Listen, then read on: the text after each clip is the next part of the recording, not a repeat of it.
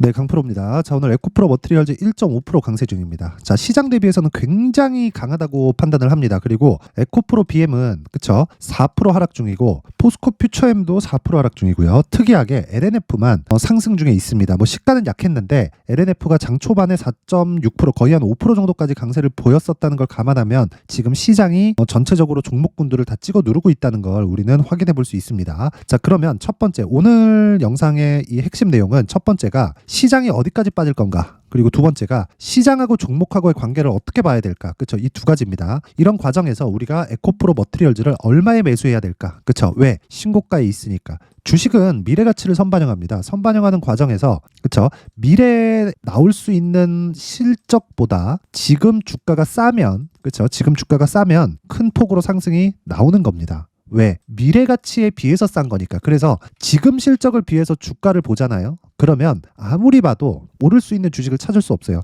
한두 개 나올 수 있겠지. 진짜 막 내가 막 500개 1000개 보면 한두 개 그런 올라갈 수 있는 종목이 나올 수 있을 겁니다. 이건 그냥 과장 조금 더해서 이야기를 드리면 사막에서 뭐 바늘 찾기나 마찬가지다. 그렇기 때문에 주식시장의 본질을 이해하는 게 필요한데 그게 미래 가치를 반영하는 선반영 구조에 대해서 이해를 하자. 그게 신고가 매매의 핵심입니다. 자, 제가 왜 이렇게 신고가를 강조를 드리냐면 가격이 먼저 반영하기 때문에 그렇습니다. 그럼 가격이 반영하는 과정에서 기준이 되는 게 있겠죠. 그게 업종별, 섹터별, 테마별로의 대장주입니다. 자, 그러면 지금 당장의 시세를 보면 에코프로 머티리얼즈가 에코프로 BM보다 훨씬 더 강한 움직임을 보이고 있으니까 에코프로 머티리얼즈가 대장처럼 보여요. 그런데 에코프로 머티리얼즈가 미래 가치가 높이기 위해서는 무조건 에코프로 BM이 잘 돼야 됩니다. 그리고 에코프로 BM은 거의 한 6개월 전 작년 7월 달에 58만 원까지 올라갔습니다. 이게 시장의 평가치예요. 근데 여기서 뭘 더해야 돼요? 플러스 44조를 더해야 되죠. 자, 그러면 대신증권을 포함해서 여러 가지 증권사에서 44조 수주 계약이 나왔는데도 불구하고 매도 리포트를 계속 냈어요. 이거 자체가 말이 안 되는 거예요. 자, 보세요. 시장의 평가가 58만 원이었을 때 그쵸? 58만 원이었을 때 주가는 비싸다.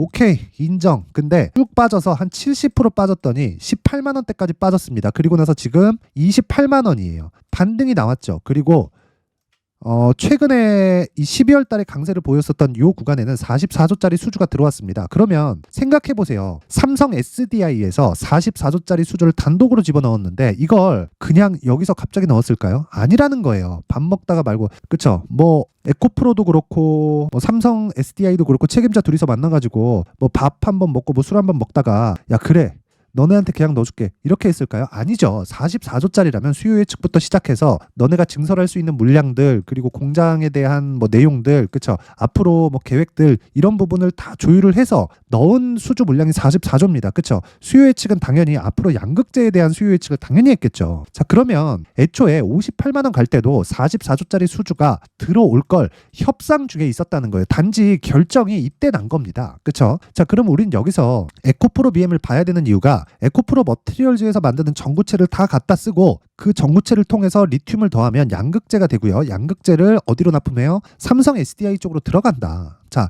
이게 끝이에요. 끝. 그래야 미래 가치에 대한 계산이 나오는 거지. 지금 실적을 계산해서 주가를 아무리 보잖아요. 비싸서 아무것도 살 수가 없다. 그래서 밸류에이션을 내가 백날 고민해봐야 적정 주가를 백날 찾으려고 해봐야 못 찾아요. 그쵸? 애초에 그냥 어떤 정도 예를 들어서 그런 거예요. 에코프로 BM으로 한번 볼게요. 제가 자 에코프로 BM의 시가총액이 어제 종가 기준 28조 9,981억입니다. 자, 근데 영업이익 보이시죠? 옆에 3,800억이에요. 계산하기 쉽게 보겠습니다. 이거 30조로 높이고 이거 3,800억인데 3,000억으로 낮춰볼게요. 이러면 PER 몇 배예요? 100배예요. 그쵸? PER 100배인데 자, 그럼 우리가 여기서 한번 생각해 보세요. PER 100배가 싸냐? 비쌉니다. 비싼 주식이에요. 그런데 주식시장에서는 비싸지 않으면 주가 안 갑니다. 비싼 주식이 더 가는 거라는 소리는 많이 들어보셨을 텐데 그 비싼 주식에 대한 기준을 바꾸라는 소리입니다. 그게 미래 가치를 반영하는 거. 근데 지금 왜 안 올라요? 시장이 위에서 찍어 누르니까. 시장에 대한 악재 뭐예요? 태형건설을 포함해서 한국의 개별적인 악재다. 이게 아니었으면 미증시까지 지금 같이 빠져야 돼요. 미증시 빠질 수도 있는 거 아닌가요? 그럴 것 같았으면 지금 주도주가 발생하지 못했죠. 물론 애플에 대한 실적 경고다 이런 부분들이 있습니다. 근데 마이크로소프트가 뒤를 받쳐주고 있어요. 오히려 긍정적인 내용이에요. 애플까지 같이 올라가면 미증시도 가격 부담이 있을 텐데 애플이 위에서 찍어 누르고 그쵸? 상대적으로 애플에 비해서는 작은 종목이라고 볼 수 있는 엔비디아 그리고 AMD 같은 종목, 그쵸? 반도체 종목들이 계속해서 강세를 갱신하고 있어요. 그런 과정에서 마이크로소프트가 치고 올라오니까 애플이 꺾인 이 하락 요인들을 다 상쇄시켜버리고 가격을 유지시켜버린다는 겁니다. 그래서 어떻게 됐습니까? 지금 이런 상황이 되는 거예요. 나스닥이 보세요. 안 빠지잖아요. 한국 시장만 이 꼬라지예요. 자, 한국 시장도 한번 볼게요. 한국 시장 보세요. 한국 시장만 이 꼬라지라고요. 국장이 이 정도 상황까지 내려왔다는 건 이제 더 이상 빠질 수 있는 가격대가 없다는 거고, 그쵸? 어저께 그리고 오늘 투매가 2차례 나왔기 때문에 이제는 저가 구간에서 내가 매수할 수 있는 가격대를 찾아도 된다. 하지만 기준이 되는 건, 그쵸? 에코프로 머티리얼즈, 그쵸? 이 기준이 되는 건 에코프로 BM으로 잡자. 이 두 가지 내용입니다. 그쵸? 이 내용에 대해서 이야기를 드리기 전에 제가 신고가에 대해서 계속 강조를 드렸는데, 에코프로 머티리얼즈 뭐예요? 신고가 종목이죠. 그래서 제가 다른 신고가 종목을 어떻게 매매를 하는지 그 내용에 대해서 확인을 시켜드릴게요. 자, 여기는 강프로의 무료 소통방이고요. 지금 1700분 정도가 함께하고 있는데 1월 이벤트로 제가 입장 인원을 늘립니다. 자, 저는 채널 성장을 위해서 무료로 다 진행을 하고 있고요. 돈 안 받아요. 돈 안 받고 목적이 채널 성장이에요. 그래서 구독과 좋아요 꼭 좀 부탁드리고요. 그쵸? 그리고 다른 신고가 종목 어떻게 진행되는지 한번 볼게요. 자, 내용 보시면 1월 17일 대한해운 어떻습니까? 8시 50분 장 시작 전이죠. 그쵸? 어때요? 시장가 매수 8시 50분. 그쵸? 대한해운. 자, 오늘 20%대 장중에 상한가 갔습니다. 저 안 팔았어요. 왜? 잘 잡았잖아요. 시가에 2,500원에. 근데 지금 얼마예요? 2,900원. 거의 한 20% 정도의 수익 구간에 들어와 있다. 고가 따지면, 그쵸? 거의 한 25% 정도 수익 구간에 들어와 있습니다. 긴 이야기 드리지 않을게요. 신고가를 먼저 갔다. 그쵸? 신고가를 먼저 갔고, 이 섹터에서 대장은 흥하해운입니다. 흥하해운. 흥하해운 같은 경우에는 어저께 10% 내릴 때 그냥 저 팔았습니다. 한 5% 정도 수익 나고 그냥 매도하고 끝냈어요. 근데 이런 상황을 만든 게, 그쵸? 신고가에 대한 핵심 내용이고 신고가에 대한 부분을 정확하게 나타내고 있는 겁니다. 자, 전쟁이 나고 지정학적 리스크가 계속되는 과정에서 이번에 미국이, 그쵸? 확 때려버렸죠. 그쵸? 그런 상황에서 신고가를 애초에 왜 만들어놨냐고요. 그쵸? 그래서 오늘 같은 경우에는 제가 후발주를 공략한 게 맞습니다. 그런데, 그쵸? 제가 흥하해운에 대해서 한번 볼게요. 여기 1월 12일 흥하해운. 그쵸? 어떤 식으로 보는지 보겠습니다. 자, 보세요. 흥하해운 1월 12일 신고가 만들어 놓고 애초에, 그쵸? 10월 달부터 뭔가 이쪽 중동 쪽에 불안한 요인들이 있었습니다. 그런데 6월과 7월 달에 애초에 신고가를 만들어 놨다는 거예요. 그래서 계속적으로 추적을 한 결과 매물 소화 과정을 거치고, 그쵸? 돌파 구간에서 내가 매수할 수 있는 적정한 구간 1월 12일이었다. 그랬을 때 어저께 저는 매도했습니다. 오늘, 그쵸? 추가적으로 상승이 나왔지만 어저께 저는 매도했어요. 9% 빠지는데 그냥 매도했어요. 근데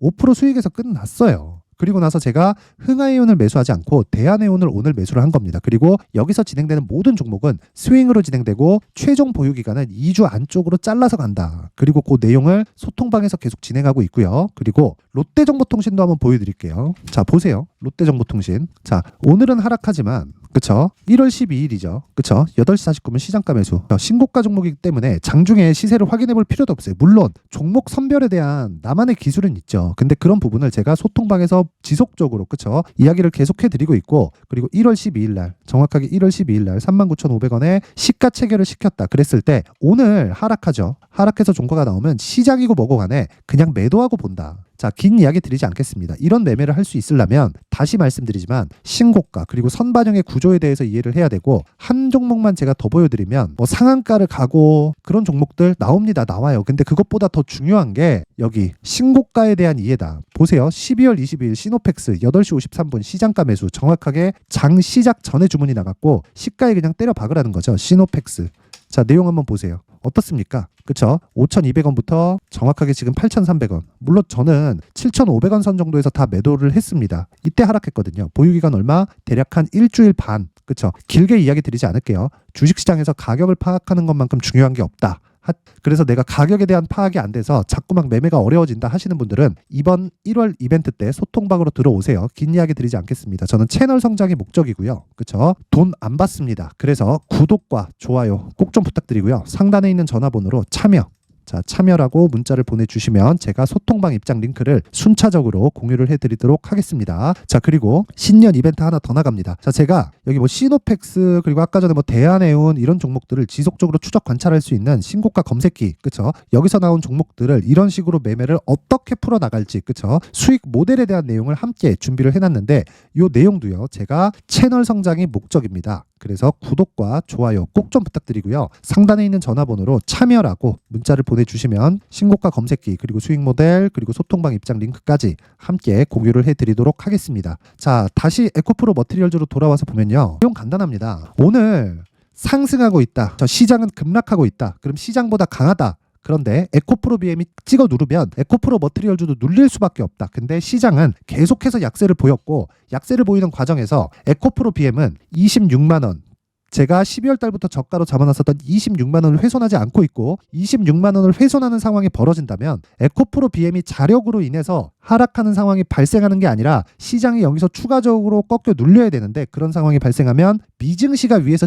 찍혀 누르는 그런 상황이 벌어져야 돼요. 만약에 그런 상황이 벌어지잖아요. 그러면 그 조정 이후에는 주가는 수직 상승한다. 그래서 내가 시장을 토대로 그리고 에코프로 BM을 토대로 에코프로 머티리얼즈의 가격을 잡는 게 핵심 사항이라는 겁니다. 그 내용을요. 제가 에코프로 머티리얼즈의 가격 그리고 단기 보유 전략으로 준비를 해놨는데 자, 단기 보유 전략 아까 전에 말씀드렸죠. 소통방에서 진행한 것 같이 2주 안에 내가 수익으로 전환시킬 수 있는 내용 그리고 2주 안에 수익으로 전환시키거나 최소한의 손해를 보지 않으려면 가격에 대해서 디테일하게 봐야 된다는 겁니다. 그러면 이 가격에 대한 부분을 어떻게 잡을지 그리고 보유 전략으로 어떻게 연결시킬지 이 내용을요. 20페이지에 걸쳐서 상세하게 준비를 해놨는데 영상에서 이야기를 드리면 정말 제가 한 2-3시간 정도 이야기를 계속 해야 됩니다. 그래서 제가 이렇게 내용을 준비를 해온 거니까 양해 부탁드리고요. 시간 관계상입니다. 자, 근데 이것도 채널 성장의 목적이라서 구독과 좋아요 꼭 좀 부탁드리고요. 돈 드는 거 아닙니다. 상단에 있는 전화번호로 머티라고 문자를 보내주시는 분들에 한해서만 제가 에코프로 머티리얼즈의 가격 그리고 단기 보유 전략을 함께 공유를 해드리도록 하겠습니다. 자, 항상 긴 영상 봐주셔서 감사드리고요. 그리고 무엇보다 제가 신고가에 대해서 계속 강조를 드리고 있는 만큼 그만큼 중요하다는 거고 그만큼 이해를 꼭 해야 된다는 겁니다. 그래서 제가 12월 달부터 진행하고 있는 신고가 주도주에 대해서 그쵸? 어떤 종목인지 그리고 어떤 식으로 내용을 풀어나가야 되는지를 상세하게 준비를 해놨으니까 영상 끝까지 시청하시고요. 모든 분들이 성공 투자하셨으면 좋겠습니다. 네, 올 한 해를 뒤돌아보니까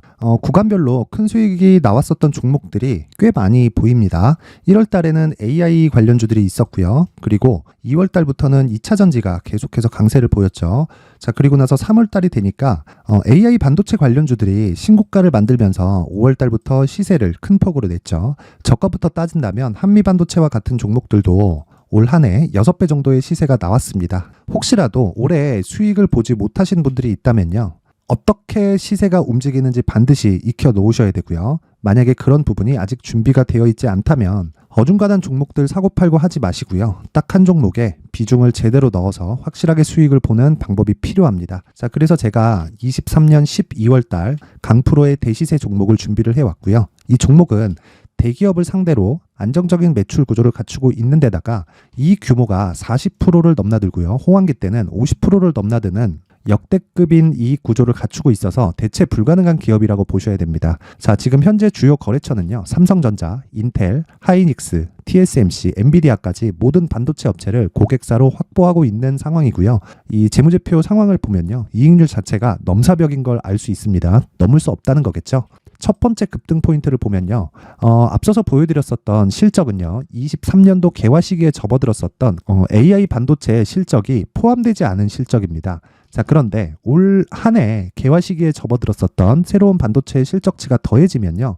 질적인 성장보다 양적인 증가가 함께 이루어지게 되고요. 그런 부분을 한미 반도체가 이미 시세로 보여줬죠. 저가부터 6배 강세를 보인 상황이 있습니다. 강프로의 무료 소통방이죠. 어떻게 매매를 했느냐. 5월 25일 날 그쵸? ISC를 49,800원에 매수를 했고요. 자, 그리고 나서 2달도 되지 않아서 한 100% 정도의 수익을 만들어냈습니다. 자, 근데 6월 2일 날 내용 한번 확인해 보시면 자, 한미반도체 26,000원까지 올려서 잡겠다는 내용이 있죠. ISC와 함께 새로운 반도체 관련 종목입니다. 이때 당시 가격이 25,650원이었는데 그냥 올려서 잡으라는 거겠죠. 지금 현재 한미반도체 가격이 62,000원인 걸 본다면요. 항상 주가는요. 신고가 이후에 공략하는 것이 좋고 그랬을 때 단기간에 100% 수익이 가능한 구조를 만들 수 있습니다. ISC도 그렇고 한미반도체도 마찬가지예요. 당연히 에코프로도 마찬가지입니다. 두 번째 급등 포인트를 보면요. 자, 개인용 PC를 비롯해서 서버, 클라우드 그리고 우리가 사용하는 스마트폰까지 기본적인 PC 구조와 동일하고요. 새로운 반도체의 구조도 동일한 구조를 갖추고 있습니다. 자, 근데 한미 반도체의 상승 이유도요. 이러한 구조가 동일하게 진행되기 때문이고 이 구조는 절대로 바뀔 수가 없습니다. 11월 달에 새로운 뉴스가 나왔습니다. 자, 온 디바이스까지 더해지면 비메모리의 사용처는 계속해서 증가할 것은 너무 당연한 이야기고요. 그런 부분을 감안했을 때 이 기업은요. 질적인 부분에 대한 성장이 아니라 양적인 증가까지 이룰 수 있는 상황이 된 겁니다. 한미 반도체의 시세를 보면 아직은 굉장히 저렴한 상태를 유지하고 있고요. 세 번째 상황을 보면요. 엔비디아의 실적인데요. 이건 올해 초 대비해서 4배 정도의 상승폭이 나왔고요. 그 주가도 그 정도가 당연히 올랐죠.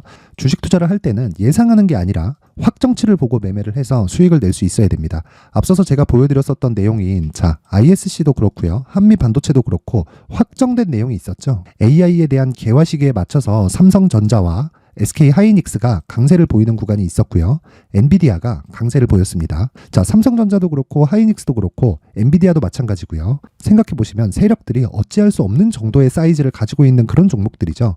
그렇기 때문에 제가 계속해서 이야기를 드리는 겁니다. 확인하는 데는 확정치가 필요하다고요. 엔비디아 실적만큼 확실한 재료가 있을까요? 엔비디아의 실적의 증가세는요. 앞으로 다가올 AI 반도체의 수요 증가가 있을 수밖에 없다는 거고, 그리고 그에 맞춰서 단가는 폭증하고 있는 상황인 게 엔비디아의 실적을 보면 알 수 있고요. 그리고 삼성전자와 SK 하이닉스로 연결이 되고요. 그래서 한미반도체가 올라온 그런 상황입니다. 한미반도체만큼 추가적으로 상승할 수 있는 종목이 있다는 게 하이닉스를 포함해서 삼성전자의 시세 그리고 엔비디아의 실적을 보면 알 수 있고요. 그래서 준비한 4분기 대시세 종목, 내년 초까지 강세를 보일 수 있는 종목을 준비를 해왔습니다. 어렵게 생각하지 마시고요. 기본적으로 신고가 구간에 있는 종목이기 때문에 하락에 대한 저항성은 충분히 갖춰져 있는 종목이고 이미 시세가 시작이 됐습니다. 자, 무엇보다 중요한 건 얼마에 사는 걸 텐데 제가 그런 부분까지 상세하게 준비를 해놨으니까 영상 상단에 있는 전화번호로 대시세라고 문자를 보내주시는 분들에 한해서만 무료로 공개를 하도록 하겠습니다. 매매하는 과정에서 수익이 잘 안 난다 하시는 분들은 이 종목 딱 받아가서 큰 수익 내셨으면 좋겠습니다.